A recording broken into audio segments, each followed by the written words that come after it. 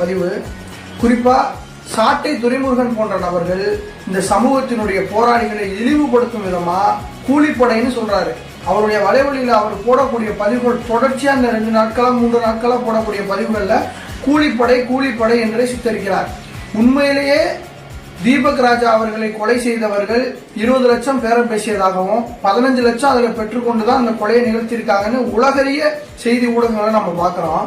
இதையும் பார்த்துட்டு தெரிஞ்சுட்டு சாட்டை துரைமுருகன் தன்னுடைய சொந்த சமூகம் என்பதால் அந்த சமூகத்தை காப்பாற்ற துடிக்கிறாரோ என்கிற அச்சம் எங்களுக்கு இருக்கு. சாட்டை துரைமுருகனை நாங்கள் நாம் தமிழர் கட்சியினுடைய ஒரு பொறுப்பாளராகவும் தமிழ் தேசிய உணர்வாளராகவும் தான் நாங்கள் பார்த்திருக்கோமே தவிர சாதிய ஒரு ஆணவத்தோட பேசக்கூடிய அந்த பதிவுகளை இந்த 2 நாட்களா எங்களால் பார்க்க முடியுது. இதை நாம் தமிழர் கட்சியினுடைய தலைமை ஒருங்கிணைப்பாளரான அண்ணன் சீமான் அவர்கள் கண்டுணர்ந்து